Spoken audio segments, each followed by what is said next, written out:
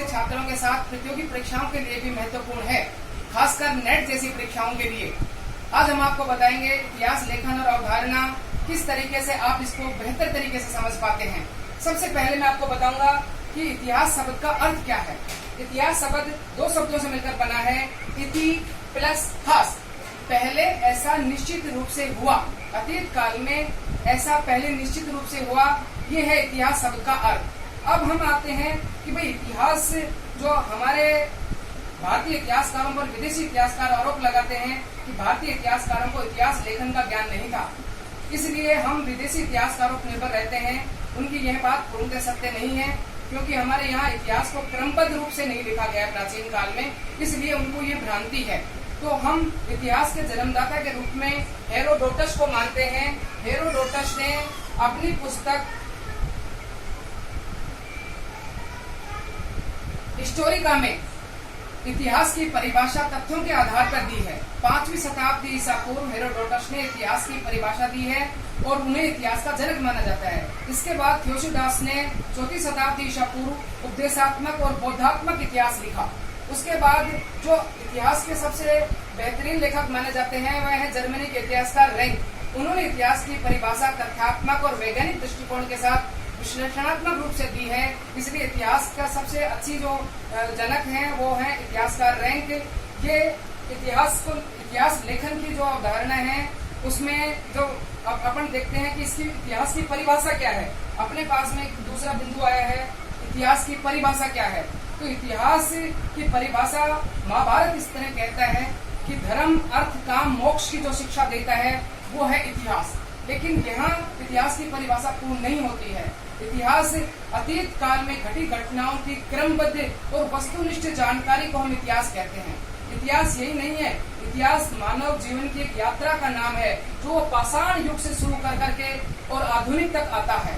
इतिहास मानव जीवन की वो इतिहास हमारे अतीत से हम सबक लेकर हम वर्तमान को सुव्यवस्थित कर सकते हैं और भविष्य को संवार सकते हैं। इस तरह इतिहास से हम अतीत काल से लेकर वर्तमान तक को सही परिप्रेक्ष्य में समझ पाते हैं। इतिहासकार बेकन कहते हैं कि इतिहास व्यक्ति को समझदार और बुद्धिमान बनाता है। इसलिए अब हमारे पास बात है कि हम इतिहास क्यों पढ़ते हैं, इतिहास को क्यों पढ़ना चाहिए, हमारे लिए क्यों उपयोगी है इतिहास। तो इतिहास हमारे लिए क्यों उपयोगी है, एक तो इतिहास पढ़ने से हमें ज्ञान और हमारे ज्ञान में बढ़ोतरी होती है, इसलिए हम बुद्धिमान और समझदार बनते हैं। और इतिहास पढ़ना उन्हीं लोगों के लिए प्रासंगिक नहीं है जो यह जानना चाहते हैं कि हमारा उज्जवल और गौरवपूर्ण इतिहास क्या रहा है, बल्कि इतिहास उन लोगों के लिए भी महत्वपूर्ण है जो इतिहास में आई हुई बाधाओं और समस्याओं को ध्यान देकर उनको पहचान कर उनका समाधान निकाल सकते हैं। इसलिए इतिहास उन लोगों के लिए ज्यादा महत्वपूर्ण है जो इतिहास में जो गलतियां हुई हैं उनसे हम सबक ले सकते हैं, वो इतिहास दोहराया जा सकता है। इन सब घटनाओं के बीच देखो, इंसान को बाकी जो जानवरों से अलग करती है वो उसकी जिज्ञासु प्रवृत्ति। इसी तरह जो विश्व के प्रसिद्ध इतिहासकार हैं वो E.H. कार अपनी पुस्तक व्हाट इज हिस्ट्री में कहते हैं कि तथ्य जो हैं वो समुद्र में जिस तरह मछली तैरती है इस तरह तैरते हैं। अब ये इतिहास पे डिपेंड करता है कि वह उनमें से अपनी रुचि और अपनी पसंद के तथ्य लेकर के और उनका विश्लेषण करता है और एक पहलू समाज के सामने रखता है। तो ये इतिहास की निष्पक्ष, तटस्थ और वस्तुनिष्ठ क्रमबद्ध व्याख्या नहीं हुई। इस तरह इतिहासकार का मानना है अच्छा इतिहासकार वह है जो इतिहास के तथ्यों का एक तटस्थ होकर विश्लेषण करे और क्रमबद्ध रूप से वस्तुनिष्ठ तरीके से वैज्ञानिक दृष्टिकोण के साथ इतिहास की व्याख्या करे। वो इतिहासकार सही तरीके से समाज के सामने सही इतिहास लेकर आ सकता है जो हमारे विद्यार्थियों के लिए उपयोगी होगा। इतिहास में अनफेयर की जगह फेयर हो और फेक की जगह पर फैक्ट हो। अनफेयर की जगह फेयर और फेक की जगह फैक्ट होना चाहिए, तभी एक सही इतिहास हो सकता है। दूसरी बात यह है कि जो इतिहास वर्तमान में हम क्यों पढ़ते हैं, क्यों जरूरी है इतिहास। आज इतिहास अकेला विषय अकेला ही नहीं है, इसके साथ हम इतिहास के साथ पुरातत्व शास्त्र और अर्थशास्त्र, मानव शास्त्र, विज्ञान, समाज शास्त्र, मनोविज्ञान, भूगोल, इन विषयों को, लोक प्रशासन, इन विषयों को इतिहास के साथ अंतर्नुशासनात्मक दृष्टि से हमें समझना पड़ेगा। तब हम इतिहास की सही समझ कर पाएंगे। देखिए, इतिहास को हम वर्तमान में पर्यावरण से जोड़ सकते हैं, धर्म संस्कृति से जोड़ सकते हैं, भूगोल से जोड़ सकते हैं और अर्थव्यवस्था से जोड़ सकते हैं। और इतिहास के सामने इन सब विषयों के अंदर इतिहास एक कोरिलेटेड है और इतिहास की एक नई जानकारी हमारे सामने आती है। अब हम बात करेंगे इतिहास लेखन की अवधारणा कि इतिहास लेखन की विश्व में कौन कौन सी अवधारणाएं रही हैं। इतिहास लेखन की पहली अवधारणा ग्रीक रोमन अवधारणा है, दूसरी अवधारणा चीनी इतिहास लेखन की अवधारणा है, तीसरी अवधारणा इस्लामिक इतिहास दर्शन की अवधारणा है और चौथी इतिहास लेखन की अवधारणा भारतीय इतिहास लेखन की अवधारणा है। इन अवधारणाओं के आधार पर हम इतिहास की सही लेखन शैली, सही वस्तुनिष्ठ शैली, इस पर हम गौर कर सकते हैं। इसके साथ ही हम इतिहास लेखन की कौन कौन सी धाराएं भारतीय इतिहास लेखन में प्रसिद्ध रही हैं, वो है पहली इतिहास लेखन की धारा है साम्राज्यवादी इतिहास लेखन की धारा। साम्राज्यवादी इतिहास लेखन की धारा आजादी से पूर्व जो इतिहास लेखन था, जो अंग्रेजी इतिहासकारों ने भारतीय इतिहास को लिखा, वो साम्राज्यवादी इतिहास लेखन की धारा कहती है। उसके बाद में राष्ट्रवादी इतिहास लेखन की धारा, मार्क्सवादी इतिहास लेखन की धारा, उत्तर आधुनिकतावादी इतिहास की धारा, उपराष्ट्रीय इतिहास लेखन की अवधारणा और जो सबसे महत्वपूर्ण, जिस पर आज हम चर्चा करना चाहते हैं, सबाल्टर्न इतिहास लेखन की अवधारणा। सबाल्टर्न इतिहास लेखन, अब तक जो इतिहास लिखा गया वो राजाओं ने क्या किया, युद्धों का इतिहास है, किससे कहानियां हैं।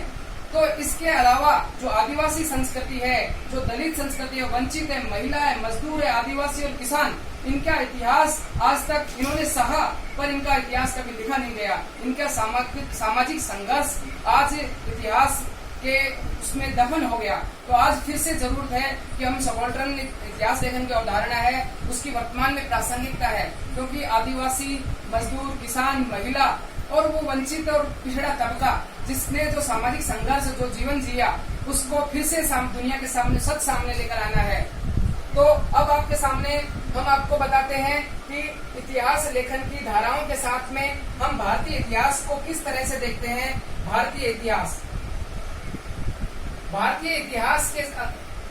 को समझने के लिए हमें 3 भागों का अध्ययन करना पड़ेगा। हम भारतीय इतिहास को 3 भागों में बांटते हैं, प्रागैतिहासिक काल, आदि ऐतिहासिक काल और ऐतिहासिक काल।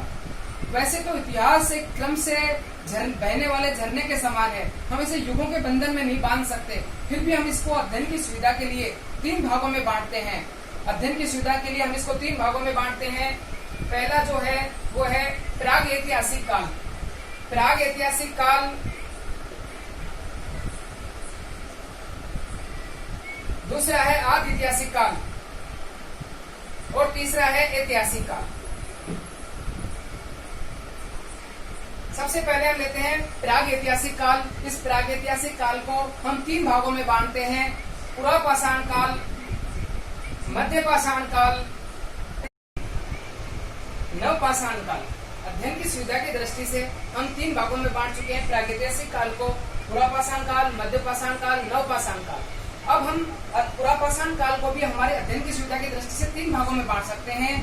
पुरापाषाण काल के 3 भाग होंगे, निम्न पुरापाषाण काल, दूसरा है मध्य पुरापाषाण काल और तीसरा है उच्च पुरापाषाण काल।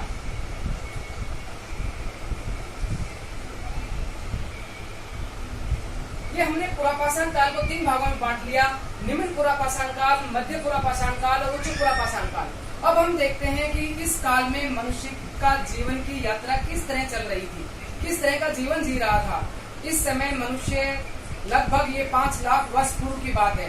इस काल का मानव भारत में उसका कहीं उल्लेख नहीं मिलता है। इस काल के मानव का उल्लेख या मानव का जन्म दक्षिण अफ्रीका में हुआ था, जो निएंडरथल, क्रोमोगन, होमो इरेक्टस, अल्पाइन, मंगोला, प्रोटो ऑस्ट्रेलियाई, ये जो मानव की प्रजातियां हैं ये अधिकतर दक्षिण अफ्रीका में पाई जाती हैं।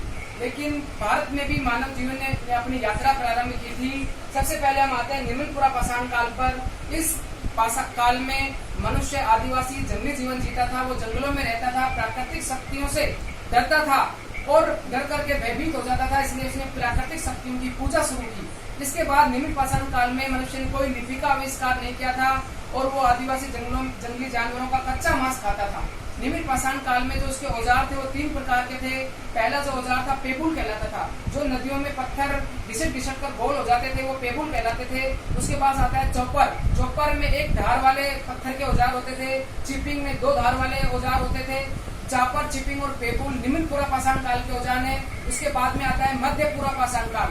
मध्य पूरा पाषाण काल के अंदर मानव ने स्क्रेपर, वेदनी इन औजारों का प्रयोग किया था। औजार मुख्यतः हड्डी और पत्थर के बने होते थे। मानव अभी भी जंगली जीवनी यापन कर रहा था, लेकिन मध्य पाषाण काल के इस मानव ने अग्नि का आविष्कार कर लिया। पूरा पाषाण काल के मध्य पूरा पाषाण काल की विशेषता रही कि इस काल में मनुष्य ने अग्नि के 2 चकमक के पत्थरों को रगड़ रहा था। अग्नि जल गई और उसको अग्नि का आविष्कार किया उसने, और अब वो मांस को कच्चे की जगह भूनकर खाने लगा। ये उसके जीवन में बड़ा परिवर्तन आया। इसके बाद में आता है उच्च पूरा पाषाण काल। इस काल में ब्लेड जैसे पत्थर औजार इस समय ब्लेड के होते थे, धारदार होते थे। उच्च पूरा पाषाण काल के अंदर मानव जीवन की यात्रा थोड़े थोड़े हथियारों और औजारों में उसके थोड़ी कुशलता। अब इस समय के औजार सुडोल और एक पैने होते थे इस काल के औजार। इसके बाद में आता है अपने पास पूरा पाषाण काल के 3 भाग हमने देखे, निम्न पाषाण काल, मध्य पाषाण काल, उच्च पाषाण काल। अब आता है हमारे पास मध्य पाषाण काल। मध्य पाषाण काल के हमारे भारत में भी 2 स्थल मिलते हैं, नेवासा महाराष्ट्र और मिर्जापुर उत्तर प्रदेश। और सबसे बड़ी बात राजस्थान के लिए भी सौभाग्य की बात है, हमारे यहाँ भी